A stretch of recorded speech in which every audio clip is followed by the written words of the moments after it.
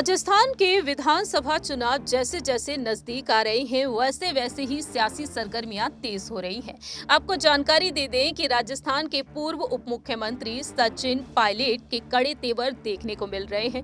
मुख्यमंत्री अशोक गहलोत के लिए वह गले की फांस बन चुके हैं, क्योंकि यहां पर दावे यही किए जा रहे हैं कि अब तक सचिन पायलट के मन में मुख्यमंत्री न बनने की टीस कहीं ना कहीं बरकरार है। और ऐसे में सचिन पायलट को लेकर कयास यही तेज हुए कि सचिन पायलट अपनी नई पार्टी का गठन कर सकते हैं।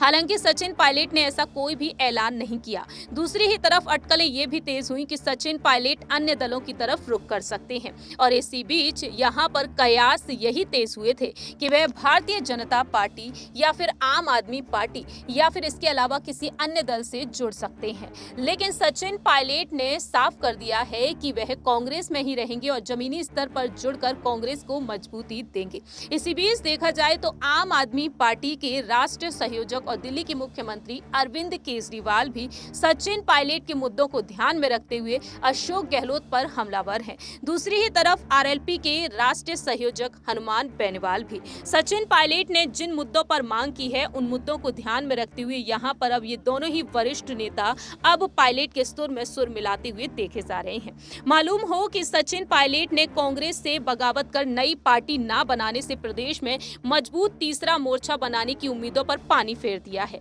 फिलहाल देखा जाए तो दिल्ली के मुख्यमंत्री अरविंद केजरीवाल और आरएलपी के राष्ट्रीय संयोजक हनुमान बेनीवाल एक तीर से दो वार करते हुए नजर आए हैं। सचिन पायलट के मुद्दों पर मुख्यमंत्री अशोक गहलोत को घेरने की रणनीति बनाई, जिससे कि सचिन पायलट को साधा जा सके और मुख्यमंत्री अशोक गहलोत को निशाना बनाया जा सके। ऐसे में देखा जाए तो सचिन पायलट ने 11 जून के दिन अपने पिता स्वर्गीय राजेश पायलट जी की पुण्यतिथि के मौके पर उन्हें श्रद्धांजलि दी और उन्होंने गहलोत सरकार पर एक बार फिर से तंज कसा। लेकिन गहलोत पायलट के बीच छिड़े सियासी संग्राम के बीच हनुमान बेनीवाल भी पायलट पर लगातार अपनी बात रख रहे हैं। उनका कहना साफ तौर पर यही रहा कि सचिन पायलट को कांग्रेस से इस्तीफा देना चाहिए और नई पार्टी का गठन करना चाहिए, जिसके बाद सचिन पायलट मुख्यमंत्री पद की दावेदारी के लिए खुद को आगे कर सकते हैं।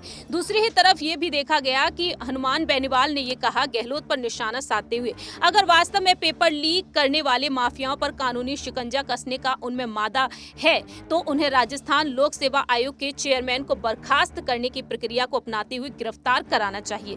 राजस्थान लोक सेवा आयोग के सदस्य बाबूलाल कटारा के द्वारा 60 दिवस पहले ही पेपर अपने घर पर ले जाना चेयरमैन के शह के बिना असंभव है। जिस तरह से आरपीएससी के काले कारनामों की एक एक करके परत खुल रही है, उसकी असली सच्चाई आयोग के चेयरमैन की गिरफ्तारी से ही सामने आएगी।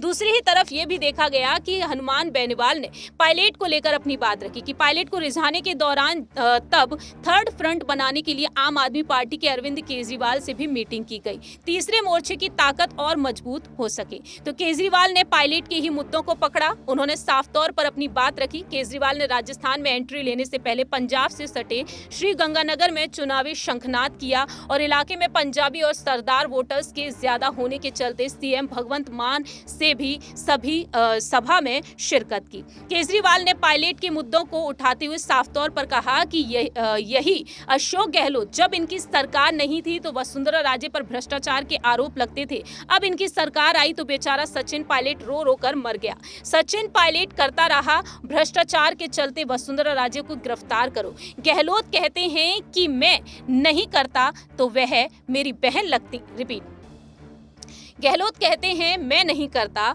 वो तो मेरी बहन लगती हैं। केजरीवाल का कहना है कि बीजेपी कांग्रेस दोनों मिलकर भ्रष्टाचार कर रहे हैं, इसलिए जनता नया विकल्प चाहती है। इस तरह से देखा जाए तो अरविंद केजरीवाल कहीं ना कहीं पायलट के समर्थन में दिखाई दे रहे हैं, क्योंकि पायलट ने मांग की लोक सेवा आयोग का पुनर्गठन होना चाहिए, पेपर लीक मामलों में पीड़ितों को मुआवजा मिलना चाहिए और दूसरी ही तरफ वसुंधरा राजे की सरकार के दौरान जो भ्रष्टाचार हुआ उसके खिलाफ कार्रवाई होनी चाहिए। और अशोक गहलोत ने इन मांगों को खारिज कर दिया। अब देखते हैं कि आखिरकार यहाँ पर कुछ अहम फैसले लिए जा सकते हैं। इस खास रिपोर्ट में इतना ही। बाकी की तमाम अपडेट्स के लिए आप देखते रहिए नेक्स्ट 9 न्यूज।